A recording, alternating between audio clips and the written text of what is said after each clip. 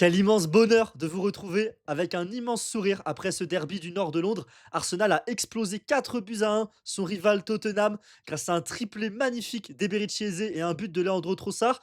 De l'autre côté, c'est Richarlison qui, d'un lob somptueux, avait sauvé l'honneur du côté des Spurs, même si je suis pas sûr que leur honneur soit sauf après une telle humiliation. Les fans d'Arsenal ont toutes les raisons au monde de sourire après un tel résultat, avoir humilié le rival à la maison, avoir 6 points d'avance en première ligue et surtout avoir connu un match sans embûche. Arsenal a dominé de la tête et des épaules son rival dans cette rencontre. On va y venir plus précisément. L'humiliation avait commencé avant même le coup d'envoi du côté des Gunners, puisque Mikel Arteta avait fait les bons choix. Il devait pourtant composer sans trois de ses cadres sur ce match: Martin Odegaard, Gabriel, Victor Gyökeres, qui était inapte à jouer ce derby du nord de Londres. Et pourtant, il a déjà mis une claque tactique derrière le crâne de Thomas Frank avant même le début de la rencontre. Mikel Arteta a choisi en défense de faire confiance à Hincapié aux côtés de Saliba dans la charnière centrale. Il a choisi de faire confiance à Eberechi Eze en tant que numéro 10 pour remplacer Odegaard. Et en attaque, il a fait confiance à Merino en pointe à la place de Gyökeres. Et surtout, il a fait confiance à un duo Merino-Trossard, puisque c'est Trossard qui était aligné sur l'aile gauche, le poste avec le plus d'incertitude côté Arsenal, puisqu'il y a parfois Martinelli, parfois Madueke qui revenait de blessure pour ce match, parfois Trossard. Et Arteta a enchaîné les bons choix avant cette rencontre. Et le match a directement démarré sur de bons rails pour les Gunners, puisqu'il y a une énorme occasion créée par Eberechi Eze dès la deuxième minute de la rencontre pour Declan Rice. Ensuite, il y a eu une petite phase où Arsenal a cherché les failles chez son adversaire, chez Tottenham, qui défendait à 11, qui défendait extrêmement bas. Ça a permis un temps de latence, un moment un petit peu ennuyeux dans la rencontre, mais ça a permis à Arsenal de comprendre comment attaquer son adversaire. Et c'est avec un décrochage de Mikel Merino et un appel dans la surface de Leandro Trossard, couvert par un Spence qui traîne le pied, qu'Arsenal a enfin débloqué la rencontre. Une action d'école qu'on a beaucoup vu les Gunners réaliser. Ces appels d'attaquant de numéro 9 de Leandro Trossard fonctionnent très bien avec un attaquant comme Merino qui décroche beaucoup. La relation entre les deux est parfaite et offre le premier but, débloque la rencontre. Et ensuite, Arsenal a déroulé et aurait pu marquer 6, 7, 8 buts s'ils avaient réussi à convertir toutes leurs occasions sur cette rencontre. Et le second but est venu de l'une des autres forces tactiques de ces Gunners, c'est la liberté laissée au milieu de terrain. Zubimendi reste toujours systématiquement en retrait quasiment sur chaque action, mais Rice, Eze ont une immense liberté. Merino, qui lui-même est un milieu de terrain de métier, sait aussi se mettre en retrait sur certaines actions pour laisser la surface libre à ses milieux de terrain. Et aujourd'hui, c'est à Eberechi Eze qu'il a laissé la surface libre. Ça a permis à l'international anglais d'inscrire un triplé. C'est le tout premier triplé de l'histoire des derbies du nord de Londres en première ligue. Tout simplement, c'est également son tout premier triplé en carrière. Une performance all-time de sa part, une performance que les fans d'Arsenal n'oublieront jamais et que les fans de Tottenham n'oublieront pas non plus, tant ils ont été traumatisés par Eberechi Eze ce soir. Eberechi Eze, qui était très proche de rejoindre Tottenham l'été dernier, va pouvoir passer une belle nuit de sommeil en sachant qu'il a fait le bon choix en venant chez les Gunners. Il va même pouvoir dormir avec à côté de lui le ballon du match grâce à son triplé inscrit. Je pense qu'il n'y a aucune hésitation et que chaque personne qui regarde cette vidéo et qui a vu le match va décider de choisir Eberechi Eze comme homme du match. Il n'y a aucun débat pour le coup. Il a inscrit un triplé et réalisé une performance complète et exceptionnelle. Mais il n'a pas été le seul à briller dans cette rencontre côté Gunners, même si c'est lui qui a pris toute la lumière grâce à son triplé. Je pense notamment à Bukayo Saka qui a encore réalisé une excellente performance. Il y a une telle maîtrise lorsque Bukayo Saka touche le ballon, doit faire des différences face à des blocs bas. C'est impressionnant, il sait exactement quand faire le bon choix, quand provoquer par le dribble, quand chercher à faire avancer le ballon par la passe. Il combine également à la perfection avec Jurien Timber à côté de lui. Il a provoqué beaucoup de fautes aujourd'hui. Il a fait sortir de son match complètement Destiny Udogi sur cette rencontre. Et c'est encore une très belle performance de la part de Bukayo Saka. Alors il y a zéro but, zéro passe décisive à la fin. Certes, il y a peut-être un très léger problème à la finition et encore, Vicario sort de belles parades sur son coup franc, sur sa frappe en seconde période. Mais en tout cas, performance encore une fois de très haut vol de la part de Bukayo Saka qui continue d'enchaîner dans les grands matchs.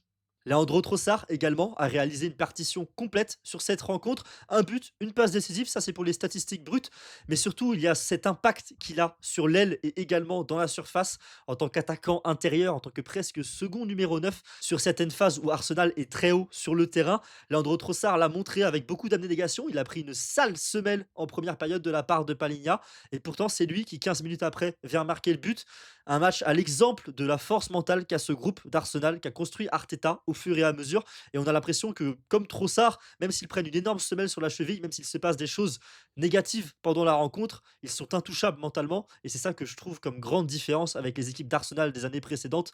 Là, on a vraiment ce sentiment, y compris en tant que fan, que c'est la bonne saison. Et si des joueurs comme Trossard ou Eberechi ont pu profiter au mieux des espaces laissés par la défense des Spurs dans la surface, c'est grâce à Mikel Merino. L'attaquant de pointe des Gunners, milieu de terrain de formation, est excellent au pressing, bien sûr, mais est excellent également lorsque l'équipe a la possession. Il est très bon pour savoir quand décrocher, où décrocher. On l'a vu sur le premier but, ça vient de lui. Et également sur les autres actions où Eze se retrouve seul dans la surface, ça vient aussi de déplacements de Merino qui arrive à aspirer un ou deux défenseurs des Spurs et à libérer l'espace pour un compère au milieu de terrain ou pour un autre ailier.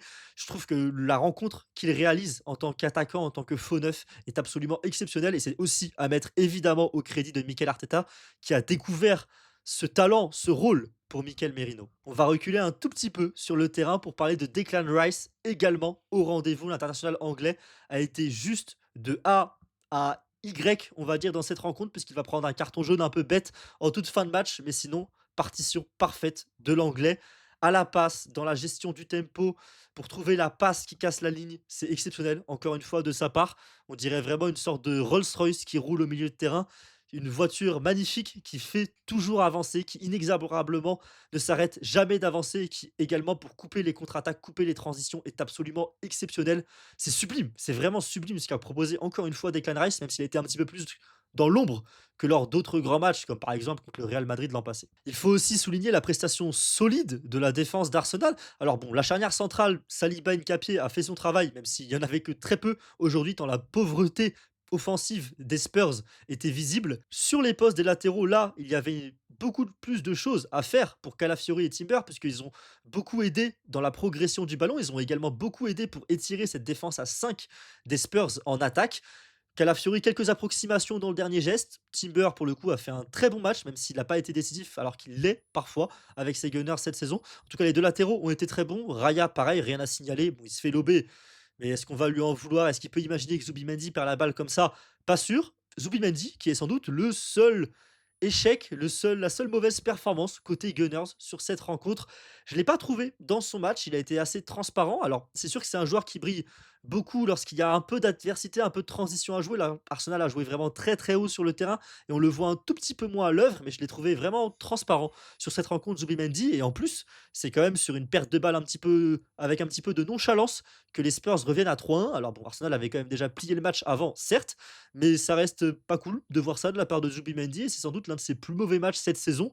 Il n'y a pas de catastrophe, mais attention, Martin, de faire mieux dès mercredi contre le Bayern. Quand une équipe est autant sevrée de ballons que Tottenham ce soir et refuse autant le jeu, c'est difficile, évidemment, de trouver beaucoup de choses à dire sur elle, puisque si le plan de Thomas Frank avait réussi, s'ils avaient réussi à tenir un résultat, encaisser aucun ou un seul but contre Arsenal et rentrer avec un nul ou une victoire de l'Emirates, ce serait intéressant d'observer les schémas défensifs qui ont permis cela.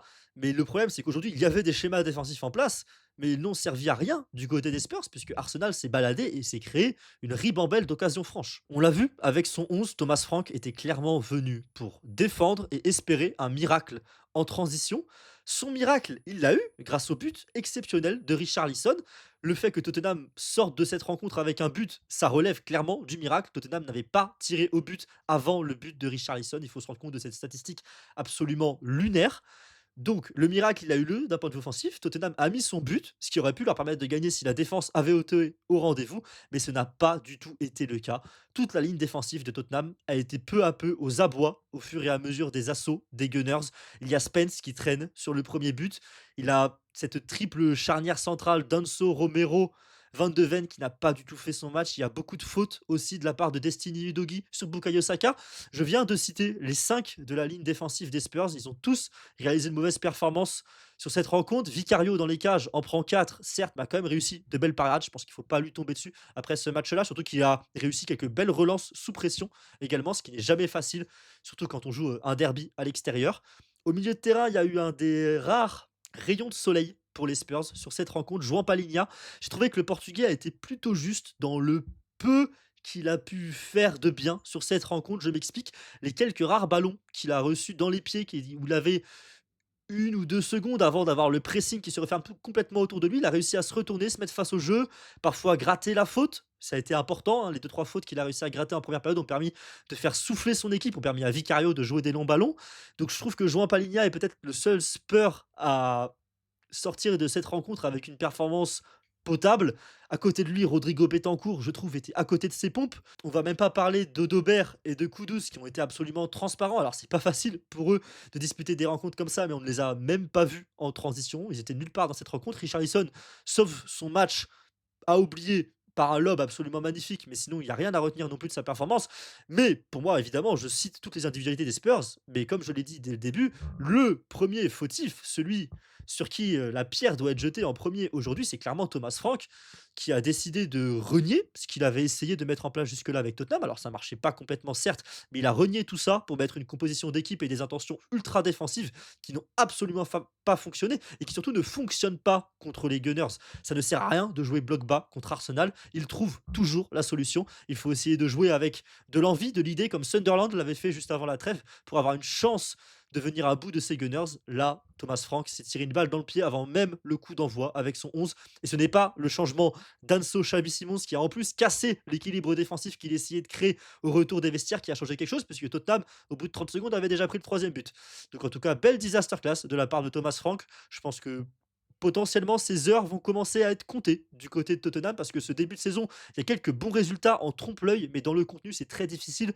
J'avais également vu le match contre Chelsea avant la trêve où Tottenham n'avait pas su se créer la moindre occasion sur 90 minutes contre les Blues, alors que la défense de Chelsea est bonne, mais n'est pas non plus la meilleure du monde depuis le début de saison. Donc voilà, j'ai beaucoup de mal avec ce que propose le Tottenham de Thomas Frank. Et c'est pas parce que je porte ce maillot-là que j'ai du mal, c'est clairement un avis objectif. Et je pense que les fans de Tottenham eux-mêmes doivent être très déçus de la prestation de leur équipe, mais surtout de leur entraîneur ce soir. Au classement, Arsenal continue son cavalier seul, 6 points d'avance sur Chelsea. Et ça tombe bien puisque le week-end prochain, nouveau derby londonien pour les Gunners. Un match à Stamford Bridge contre les Blues. Un match évidemment très important dans la lutte au titre. On verra ce qu'Arsenal a dans le ventre le week-end prochain contre Chelsea, l'une des équipes en forme dans le championnat anglais. Mais avant cela, on va encore plus pouvoir voir ce qu'Arsenal a dans le ventre cette semaine, mercredi soir 21 h. Notez l'horaire, notez la date. C'est un choc au sommet. Les deux meilleures équipes d'Europe depuis le début de saison s'affrontent. Arsenal accueille le Bayern en Ligue des Champions, un match que je vais évidemment débriefer sur cette chaîne YouTube dès la fin de la rencontre. L'attaque exceptionnelle du Bayern contre la défense exceptionnelle des Gunners, c'est un choc au sommet, tout simplement. J'ai hâte de voir cette rencontre. Pour ce qui est des Spurs de Tottenham, il y a aussi un gros match cette semaine, puisque c'est le PSG qui se dresse sur la route des hommes de Thomas Frank. En première ligue, c'est également un nouveau derby londonien. Le calendrier est bien fait, puisque les Spurs, eux, vont jouer Fulham pour vraiment se relancer la semaine prochaine. En cas de défaite contre le PSG, ce sera jugé comme étant normal pour Tottenham. Par contre, il va falloir rebondir contre Fulham le week-end prochain s'ils veulent prendre le bon wagon pour les places européennes, puisque Tottenham est seulement 9e au classement de Première Ligue actuellement. Sur ce, merci à vous d'avoir regardé cette vidéo jusqu'au bout. Pensez à liker, à commenter, me donner votre avis sur cette rencontre et sur les Gunners, à partager ma vidéo. Je crois que ça, je ne l'ai jamais dit en fin de vidéo, mais si vous avez des gens à qui la partager, notamment si vous êtes fan d'Arsenal et que vous voulez la partager à des amis fans d'Arsenal, faites donc pour aider un frère. Et pensez évidemment à vous abonner, activer la cloche. La prochaine vidéo, normalement, ce sera un débrief de Chelsea-Barça. Encore un club de Londres sur la chaîne YouTube. Je sais, vous allez en manger puisque mercredi, je vais faire un débrief d'Arsenal-Bayern et le week-end prochain, il y a Chelsea-Arsenal à débriefer. C'est pas ma faute, le calendrier est fait comme ça. Mon club joue des grands clubs. Chelsea en plus va jouer le Barça en Ligue des Champions. Donc il y a du contenu sur Londres. Dernièrement, j'ai peut-être déménagé de Madrid finalement. En tout cas, merci d'avoir regardé jusqu'au bout. J'espère que mon grand sourire a été communicatif lors de ce débrief. J'en perds mes mots. Et force quand même aux fans de Tottenham malgré la rivalité. Force à vous parce que ça a l'air d'être bien compliqué cette saison. Salut à tous, ciao.